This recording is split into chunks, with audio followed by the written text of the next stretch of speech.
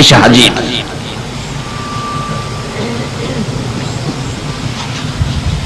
হাজির হয়ে গেছে।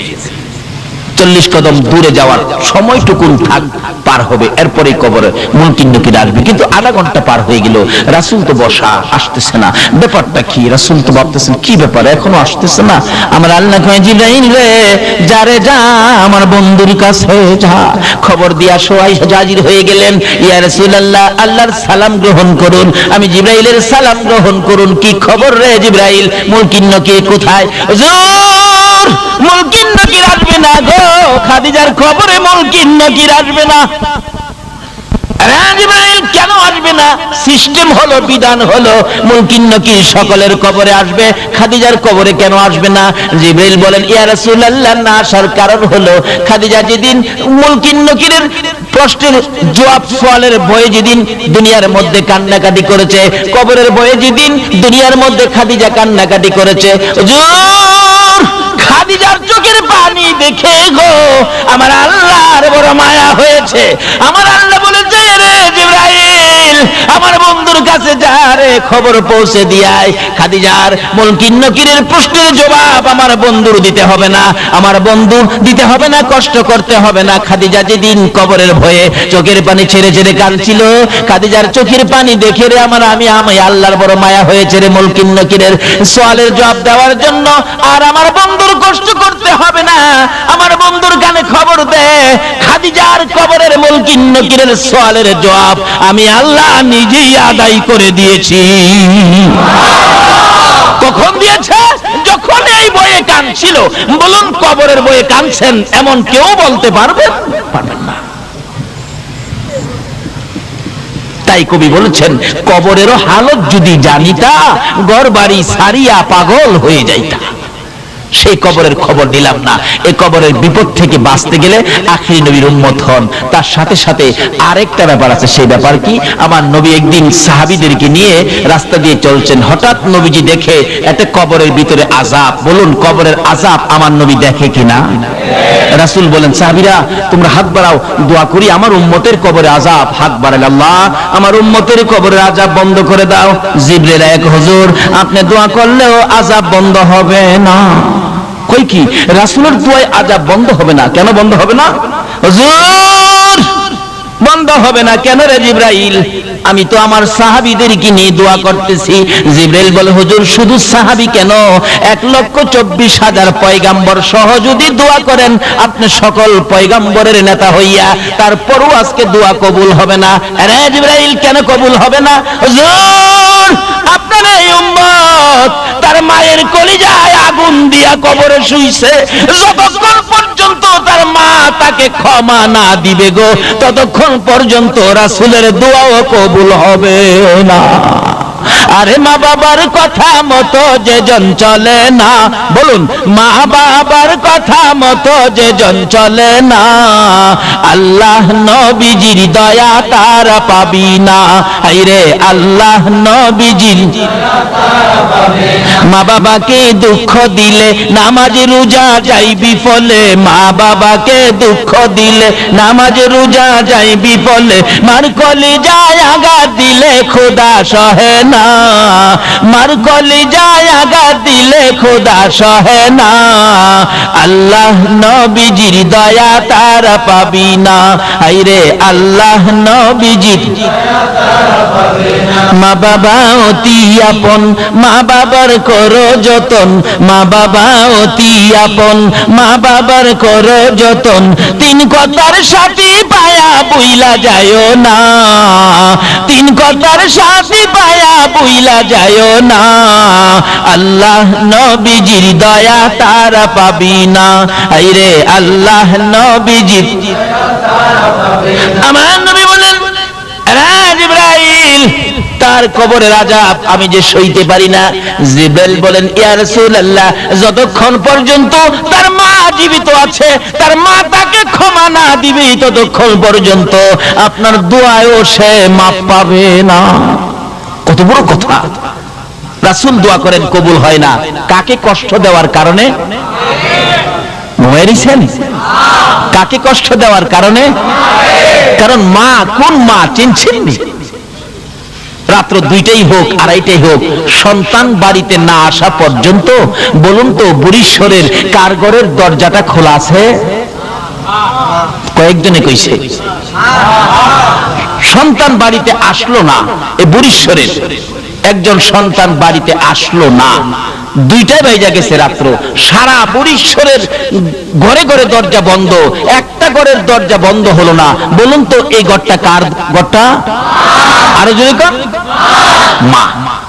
কোন মা? যেই মার পেটে 10 মাস 10 দিন ছিলাম। এরকম রাত্রে আমরা সকলেই একদিন মায়ের পেটে ছিলাম কিনা? এই রাত্রে মা আপনাকে আমাকে পেটে নিয়ে ঘুমাইতো, কিন্তু আমরা মাকে ঘুমাইতে দেই নাই। একটা লাথি মারছি, মা চট করে ঘুম থেকে উঠছে। আর একটা লাথি মারছি, মা জিহ্বা কামড়ায়া সহ্য করেছে। অথচ পাশে বাবা শুয়েছিল, বাবাকেও ডাক দেয় নাই। আর একটা লাথি মারছি রে, মা দুঃখিনী ওইটা দাঁড়াইয়া গেছে। দাঁড়াইয়া থাকতে থাকতে তোমার আমার মা কত রাত্র যে ফজরের আজান পড়ে গেছে, মা মন ভরে ঘুমাইতে পারে না। এই মারে যদি কষ্ট দাও গো, রাসূলের দোয়াও কবুল হবে না। তারপরেও জীবনে কত মা তোমার আমার মতো একটা সন্তানের মুখ দেখার আশায় কত মা যে দুনিয়া থেকে বিদায়ী হয়েছে, হয় নাই? ডেলিভারিতে অনেক মহিলা মারা যায় না, তারপরও মা জাতি মহিলা মেয়ে তাদের কত সাথ, তাদের সঙ্গে মহিলাটা ডেলিভারিতে মারা গেছে, এরপরও অন্য মহিলারা কি বাচ্চার আশা কি ছাইরা দিছে? জীবন দিয়ে হইলেও একটা বাচ্চার মুখ দেখতে চাই। বাবারা কবরে যাবেন, এই মার সাথে ব্যবহার কি করেছেন এটা আগে পরিষ্কার করেন। রাসূল বলেন, আমি তো ডাকতেছি জিবরাইল, এই আযাব আমি উপস্থিত থাকতে আমি সহ্য করব কিভাবে? জিবরাইল বল, হুজুর তার মার কাছে ক্ষমা না পাওয়া পর্যন্ত আল্লাহ তাকে মাফ দিবে না, আপনি রাসূলের দোয়াও কবুল হবে না। রাসূল বলেন, তার মা কোথায়? ঠিকানা দিলে যে ডাকতেছে, মা আপনার ছেলেটা মারা গেছে। জি হুজুর মারা গেছে। আপনার ছেলের কবরে তো আযাব চলছে। মা বলেন, হুজুর আযাব হইতাছে, আল্লাহ আরো আযাব দেন। হ্যাঁ আমারে পুইরা দিচ্ছে। মারে কষ্ট দেওয়ার মানুষ আছে না বাংলাদেশে? হ্যাঁ আমারে পুইরা দিচ্ছে হুজুর।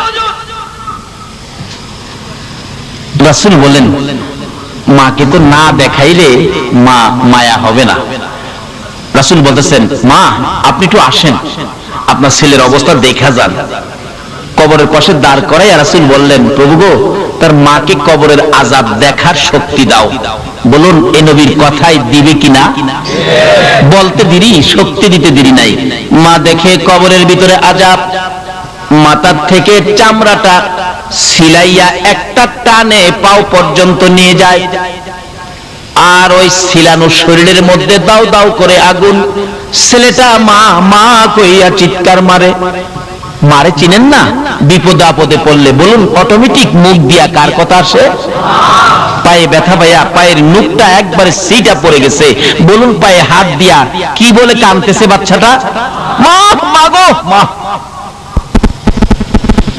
পেট ব্যথায় অস্থির, শ্বশুর বাড়ি খাইয়া এমন খাওয়া খাইছে ব্যথা উঠছে পেটে, বলুন কি বলে কাঁদতেছে জামাই? মা মাগো।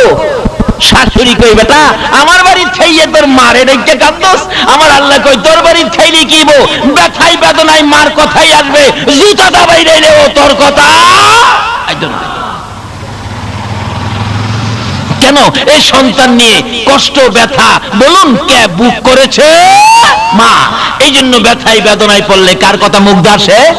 মা।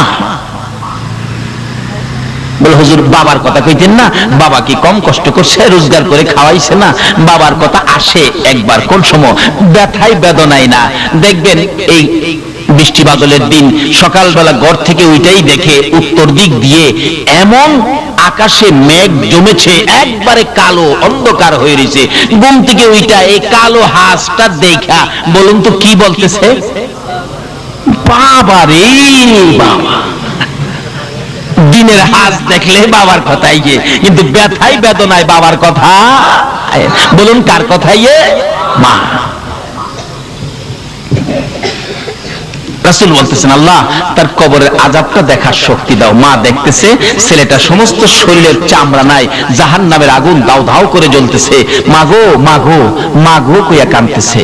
আবার চামড়া ভরে যায়, পাও থেকে ফেরেশতারা চামড়াটা সিলাইয়া মাথা পর্যন্ত আনে, আবার জাহান্নামের আগুন জ্বলতে থাকে। মাগো মাগো কইয়া কান্দে।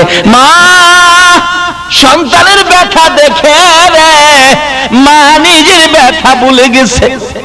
তাই আমি বলি ছেলে মাকে ভুলে যাই গো, মা ছেলেকে ভুলে না। এমন দরদি মাকে আর ব্যথা দিও না।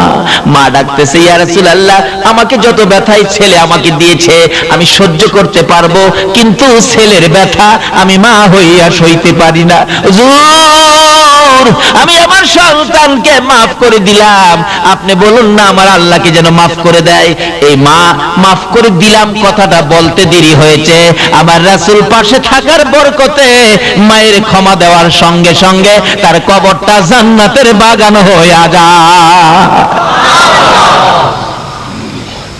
কিন্তু নামাজ রোজা হজ যাকাত মুফতি মুহাদ্দিস মুফাসসির মসজিদ বানান মাদ্রাসা বানান ওয়াজ কোরআন ওয়াজ করেন ওয়াজ শুনেন, এমন কি মক্কা মদিনার ইমাম সাহেব যদি হয়ে যাও আর এই মা বাবাকে যদি কষ্ট দাও আল্লাহর জান্নাতে যাওয়া সম্ভব হবে না।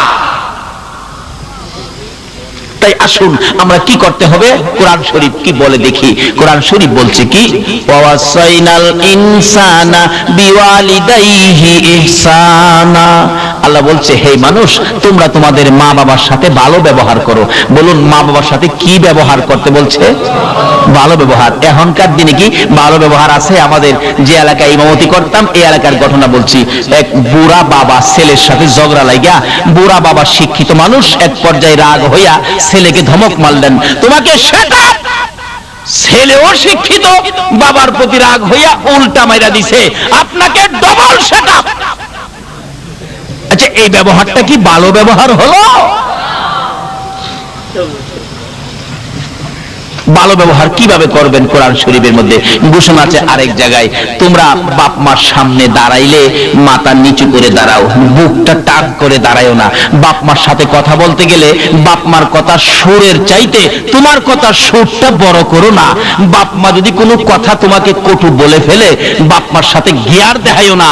বাপ মা যদি তোমাকে থাপ্পড় মারে বাপের মায়ের থাপ্পড় খায়া কান্দো, এমন কান্দা কান্দো না যে কান্দায় তোমার মা ওই আবার কষ্ট পাবে। কানতে থাক হইলে দূরে চলে যাও, মসজিদের ওই পাশে চলে যাও, নিরিবিলি কান্দো, তোমার মা যেন এই শব্দটা শুনতে না পারে। আল্লাহু আকবার বলুন। এই শিক্ষা দিতেছেন আমার আল্লাহ। বলুন এই শিক্ষা কে দিতেছেন? আল্লাহ। তাই এই মা বাবার সাথে ভালো ব্যবহার করেন, মা বাবার সাথে ভালো ব্যবহার করেন। বাড়িতে যাওয়ার আগে মা কি খায় কি পছন্দ করে একটা কিনেন, বেশি না পারেন একটা কিনেন, নিয়ে বাড়িতে যান। মা পয়সা হয় নাই, একটা আনছি তোমার জন্য, তুমি না আপেল খাইতে ভালো পাও, একটা আপেল আনছি, তুমি আর কাউরে দেখাইও না মা, এটা তুমি চুপে চাপে খেয়ে ফেলো। মা দেখবেন হাসি দিয়ে বলবে বাবা একটা আনছস আমি খামো, আমার নাতি নাত করা আছে না, আমি একটা কেমনে খামো রে বাবা, মা তুমি চুপচাপ খেয়ে ফেলো। এই যে মা যে হাসি দিল, রাসূল বলেন এই মার মুখে একটা আপেল দিয়ে হাসি ফুটাইছো, এই মার খুশির উপরে আমার আল্লাহ তোমার আমল নামাই একটা কবুল 60টা উমরা হজের সওয়াব দিয়া দিছে। লক্ষ লক্ষ টাকা খরচ করে মক্কার মদিনায় গিয়েছো, হজ কবুল হতে পারে নাও হতে পারে। একটা আপেল দিয়ে মাকে খুশি করে বাবাকে খুশি করে একটা কবুল 60টা উমরা হজের সওয়াব পেয়েছে। আমার এক বন্ধু আমার বাড়ির পাশে রেল লাইন হাইটে আসতেছে, জিগাইলাম দোস্ত কোত্থেকে আইছো? খো ভাই সাহেব মিথ্যা কথা তো বলতে পারবো না আপনার সাথে, সিনেমা দেখতে গেছিলাম। সিনেমা দেখতে যায় না যুবকেরা? দোস্ত সিনেমা দেখতে গেছিলাম, মিথ্যা কথা তো তোমার সাথে বলতে পারি না। তাই এখন তো সিনেমা শেষ হয় নাই। কো ভাই সিনেমার দরজায় গিয়ে টিকিট কাটবো, তখন চিন্তা করলাম এই 15টা টাকা টিকিট কেটে সিনেমা দেখলে কি লাভ হবে। চিন্তা করলাম যে মা আমারে পেটে নিয়ে কষ্ট করছে, এই টাকাটা মারে খাওয়াইলে আমার লাভ হবে। এই যে দেখো এই টাকাটা দিয়ে মার জন্য একটা কমলা কিনে নিয়ে আইছি, সিনেমা দেখি নাই। বাবা যুবক, তুমিও তার থেকে শিক্ষা নাও। যেই মা আমাকে পেটে নিয়ে রাত্র রাত না ঘুমায়া কাটাইছে, যেই বাবা মাথার গাম পাতাই ফালাইয়া রোজগার করে খাওয়াইছে, সিনেমা থেকে 15 টাকা 20 টাকা নষ্ট না করে এই মায়ের জন্য একটা কমলা কিনে 2টা মিষ্টি কিনে মায়ের হাতে দাও। যদি তোমার মা খুশি হয়ে যায়, তাহলে তোমার জান্নাত তোমার নামে খরিদ হয়ে যাবে। রাসূল বলছেন, ওই মানুষগুলি ব্যাকুল, ব্যাকল, বুদ্ধিহারা, জ্ঞানহারা, যারা নিজের মা বাবার খেদমত করে জান্নাতটা কিনতে পারে নাই। মা বাবার খেদমত করে জান্নাত কিনতে পারে নাই। কোন মা বাবা? তোমার মা বাবা বুড়া হয়ে গেছে, বাবারে বুড়া মা বাবা ঘরের মধ্যে অসুস্থ, তুমি নামাজি মানুষ, নামাজের সময় নামাজে দাঁড়াইছো, আল্লাহু আকবার, যদি তোমার মা ডাক মারে, আব্দুর রহমান, নির্দেশ হলো নামাজটা ছেড়ে দিয়ে তোমার মার ডাকে সাড়া দাও। আজকে এত গুরুত্বপূর্ণ মা বাবার ব্যাপার আমরা গাফেল হয়ে গেছি। তাই কোরআন শরীফে আল্লাহ বলছেন, তোমরা মা বাবার সাথে ভালো ব্যবহার করো। বলুন কি ব্যবহার করতে বলছে? মা বাবা যা বলে তা শোনো। মা বাবার মনে ব্যথা যাবে, ব্যথা পাওয়ার মতো কোনো আচার আচরণ তোমরা করো না।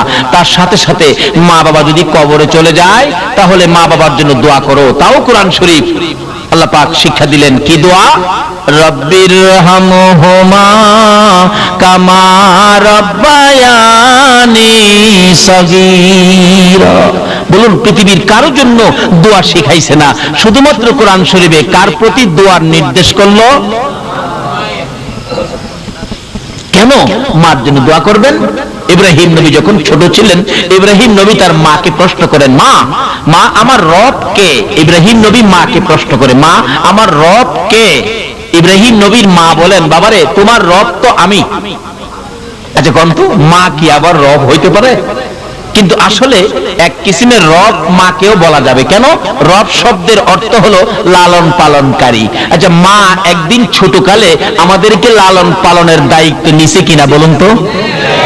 যেইভাবে কষ্ট করে লালন পালন করছে মা, হাই হাই হাই, রাত্রের বেলা ঘুমাইছি, শীতের রাত্র, দেখবেন মা একটু পরে পরে বাচ্চার নিচে হাত দেয়, বাচ্চা নি প্রস্রাব করছে, বাবাই গেলাম জানেই না, মা হাত দিছে প্রস্রাব, ঘুমের থেকে খাতা বদলাইছে, আবার একটু পরে হাত দিছে প্রস্রাব, আবার খাতা বদলাইছে, আবার হাত দিয়া দেহে প্রস্রাব, খাতায় হাত দিয়া দেহে খাতা নাই। অবশেষে মা টান দিয়া নিজে যে শুকনা জায়গাটাই ছিল, এই শুকনা জায়গাটাই বাচ্চাটারে শোয়া মা দরদি ওই ভিজা জায়গাটাই শুচ্ছে, আবার হাত দিয়ে দেহে প্রস্রাব। এখন আর কি করবে? বাচ্চাটাকে বুকে লইয়া নিজের কাপড় দিয়ে পেঁচাইয়া ধরে মা বিজার মধ্যে শুয়েছেন, প্রস্রাব শুকনা কাপড়টাই না, কাপড় ভিজে গেছে, ঠান্ডায় থরথর করে মা কাঁপতেছে। বাবার ঘুম ভেঙে গেছে, তোমার কি হলো, এইভাবে কাঁপতেছো কেন?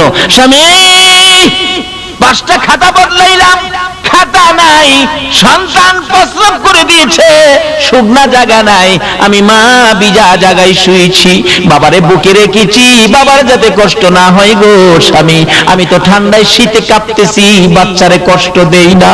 আল্লাহু আকবার। স্বামী পাশে বসে বসে ডাকে, বিবি রে,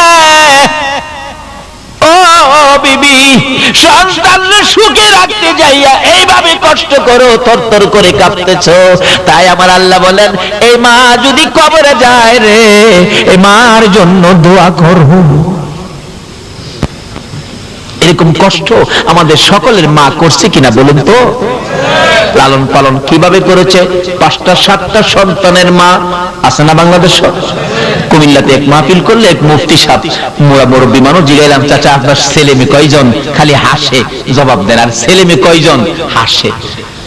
ছেলে মেয়ের কথা জিগে আপনি হাসেন কেন? বাবারে ছেলে মেয়ের সংখ্যা যদি কই, তুমিও হাসবা।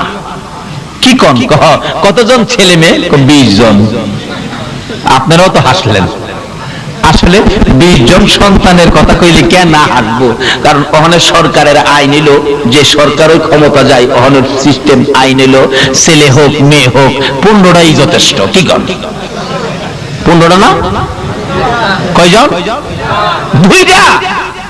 আচ্ছা, দুইটার জায়গায় যদি 20টা হয় আর এই খবর অহন সরকার পায়, হ্যাঁ তাল ফুটি ভাড়াইতো না, আর না হইলে বান্দরবন ভাড়াইব, জুর জংলা সাফ করো গিয়া। কয়জন ছেলে মেয়ে?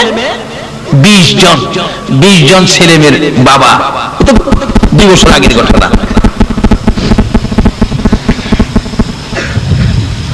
20 জন বাদ দিলাম, 7-8 জন তো প্রায়ই পাওয়া যায়। 7-8 জন বাচ্চা যে মার, এই মা লালন পালন করতে কষ্ট হইতেছে কিনা বলুন তো? দেখবেন মা গরু আছে, গরু ঘরে নিলেন, ছাগল আছে, ছাগল ঘরে বানলেন, মুরুগ থামাইলেন, রান্না বাড়া শেষ করলেন, সবাইকে কাজ শেষ করে সন্ধ্যার সময় বাচ্চা কাচ্চাকে খাওয়াইলেন, স্বামীকে খাওয়াইলেন, শ্বশুর শাশুড়ি খাওয়াইলেন, এইভাবে সব কাজ শেষ করে তোমার আমার মা ঘুমাইতে যাইবো, রাত্র বাইরে গেছে 11টা। খালি 11টায় শুইছে, ল্যাপটা একটু গায়ে দিয়া, ল্যাপটা একটু গরম হয়েছে শীতের রাত্র, এমন সময় 7 জনের মাঝখানে যাইছিল বাচ্চাটা, হ্যাঁ খাইছিল না, ঘুমোতে ওইটা দেখবেন শুরু করছে পেন্ডের পেন্ডেন। মা কয় কি হয়েছে তোর? কোনো কথা কয় না, খালি আছে না বাচ্চা এরকম করে না? আধা ঘন্টা পর্যন্ত কাঁদছে, কোনো কথা কয় না। আরে কেন কাঁদতেছস আধা ঘন্টা পর্যন্ত? কয় আমি যে ভাত খাইছি না, তুমি জানো না? মা কয় এটা কি আধা ঘন্টা কাইন্দা কোন লাগে? আগেই তো তুই কইতারস। এরকম একটা বিরক্ত মারে আমরা করছি কিনা কোন তো? বাবাই কয় হেয়ার পেন পেনে আর সহ্য হয় না, গলার চিপটা মাইরা বাইরে ফেলা হবে। আচ্ছা, কোন মা কি মাইরা ফেলাই দিছেন? মা কয় তুমি ঘুমাও। এই সম্পূর্ণ বিরক্তি বলুন কে সহ্য করেছে? মা। এই মারে কষ্ট দিয়া বেহেশত যাইতেন নামাজ পড়া, যায়েন বেহেশত গারো ধইরা বাইরে দিব।